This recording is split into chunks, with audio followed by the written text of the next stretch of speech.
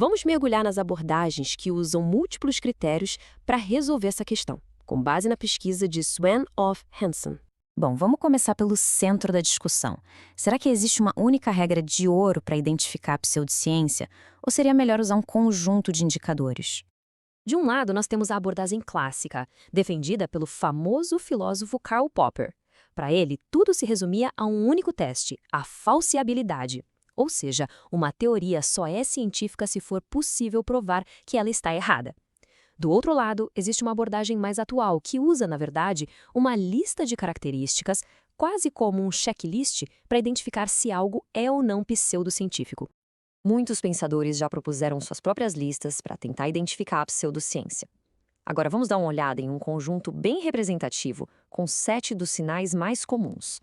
Essa lista aqui é quase um kit de ferramentas prático. Ela inclui coisas como a crença cega em uma autoridade, em vez de se basear em evidências, ou a apresentação de experimentos que ninguém mais consegue repetir. Também tem a questão de escolher só os exemplos que confirmam a teoria, a resistência em testar as próprias ideias e, claro, simplesmente ignorar dados que contradizem o que se afirma. São todos sinais de alerta bem claros.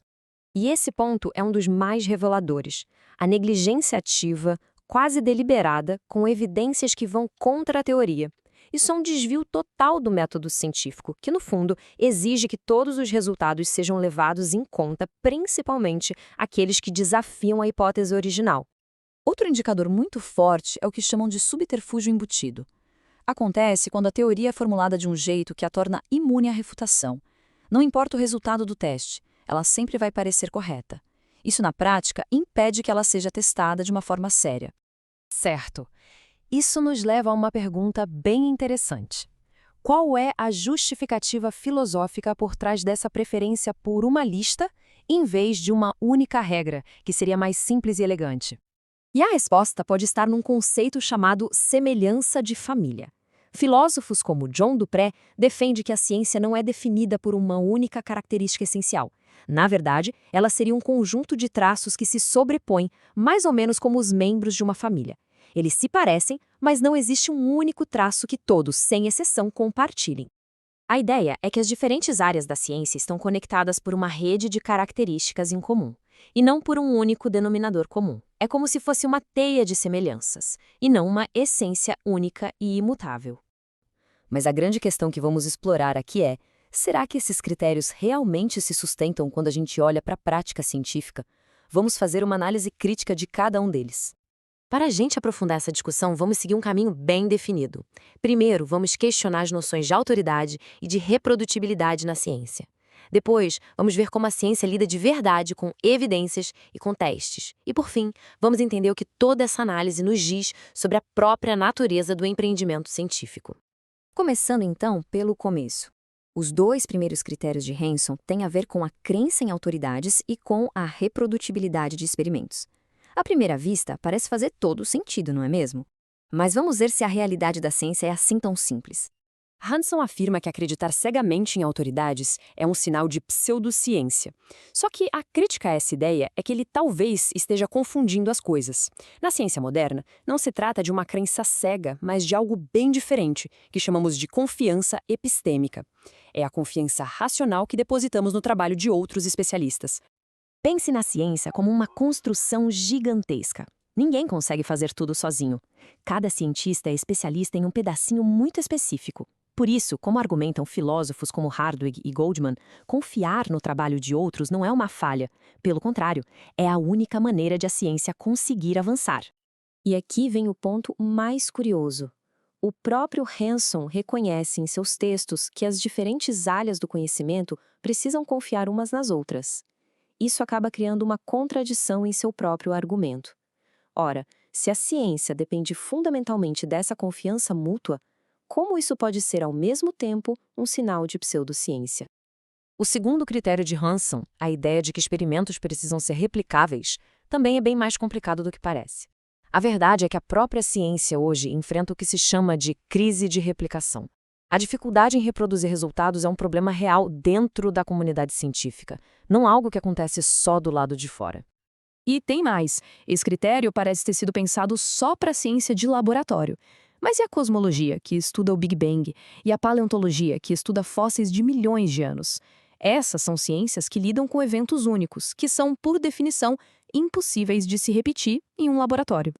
Bom, já questionamos a autoridade e a reprodutibilidade, vamos agora para outro ponto bastante polêmico. Como a ciência lida de fato com as evidências? Vamos analisar se a prática de escolher a dedo só o que funciona é sempre um sinal de má ciência. Para Hanson, selecionar apenas os exemplos que confirmam uma teoria, o que a gente chama de cherry picking, é um sinal claro de pseudociência. Mas a pergunta que fica é: será que as maiores descobertas científicas da história não começaram exatamente dessa forma? Basta a gente pensar em Darwin e seus pássaros, ou em Wegener e a forma como os continentes parecem se encaixar. Teorias revolucionárias como a seleção natural e a deriva continental começaram com poucas evidências, sim, e muito bem selecionadas. O que hoje poderia ser taxado de cherry picking, na verdade foi o primeiro passo de uma grande descoberta. Isso nos leva diretamente a outro critério de Hansen's, a ideia de que a pseudociência simplesmente ignora evidências contrárias. Mas o filósofo Thomas Kuhn já nos mostrou que resistir a anomalias, a problemas, é na verdade um comportamento normal na ciência. É uma forma de proteger um paradigma, ou seja, a visão de mundo de uma teoria para que ele não seja descartado cedo demais. O ponto central é que refutar uma teoria nunca é um processo simples. A tese de Dürrenmatt nos ensina que, quando um experimento falha, a gente nunca sabe exatamente o que deu errado. Pode ser a teoria principal, claro, mas também pode ser um pequeno detalhe do experimento, uma suposição auxiliar. Por isso, ignorar uma refutação, às vezes, pode ser uma decisão bastante irracional. Vamos agora a dois critérios que parecem muito razoáveis: a recusa em testar uma teoria e o uso de desculpas para evitar que ela seja refutada. Mas a questão que se coloca é: toda resistência a um teste é de fato anticientífica? Para Hanson, a resposta parece ser um sim. Mas o filósofo Imre Lakatos nos oferece uma perspectiva bem mais interessante. Ele nos ajuda a diferenciar a teimosia que não leva a lugar nenhum da proteção a uma ideia que ainda é promissora e está se desenvolvendo. Segundo Lakatos, um bom programa de pesquisa tem um núcleo teórico de ideias que é protegido a todo custo. As críticas e os problemas são resolvidos no chamado cinturão protetor, de hipóteses secundárias. Ou seja, proteger o coração de uma teoria não é uma falha, é uma estratégia para que ela possa crescer e amadurecer. O que Hanson chama de subterfúgio é muitas vezes o que chamamos de heurística, uma espécie de atalho criativo que leva a novas ideias. A descoberta do planeta Netuno ou a teoria da matéria escura são exemplos perfeitos de hipóteses que, no início, pareciam desculpas, mas que acabaram abrindo portas para um conhecimento inteiramente novo. E a acusação de recusa em testar ignora um fator crucial: a sociologia da ciência.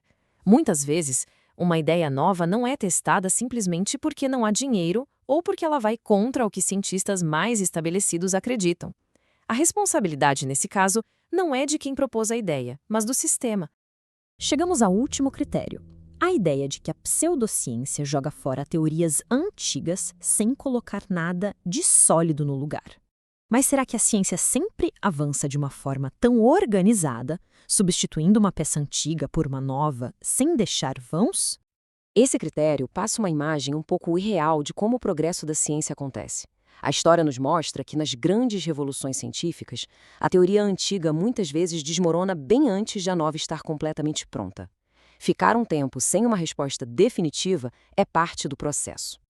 A crise da física no final do século XIX, ou o abandono da teoria do éter, são ótimos exemplos disso. Foram momentos de grande incerteza em que os cientistas sabiam que o modelo antigo estava errado, mas ainda não tinham um novo, completo, para colocar no lugar. Esses momentos de vazio são, na verdade, o berço das grandes revoluções científicas. Depois de analisar todos esses critérios, qual é a grande conclusão que a gente pode tirar? O que essa crítica toda nos diz sobre essa tentativa de separar, de uma vez por todas, a ciência da pseudociência? O problema central de todos esses critérios é que eles mudam o foco da discussão. Em vez de avaliar a qualidade interna de uma teoria, eles passam a julgar o comportamento das pessoas que a defendem. A questão deixa de ser "essa ideia é boa" e passa a ser "essa pessoa está se comportando como um cientista deveria?". É uma mudança sutil, mas fundamental. Essa tabela mostra bem a diferença. Uma análise da qualidade da teoria se preocupa com poder de explicação, com consistência lógica.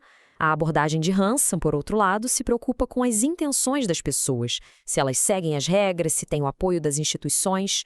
No fim das contas, isso se parece mais com um policiamento do pensamento do que com uma busca pela verdade. Isso tudo nos deixa com uma pergunta bastante incômoda. Será que essa tentativa de criar uma linha divisória tão clara entre ciência e pseudociência é realmente sobre encontrar a verdade? Ou será que muitas vezes ela acaba sendo apenas uma ferramenta para manter o poder nas mãos de quem já domina o campo do conhecimento? É uma questão que fica no ar.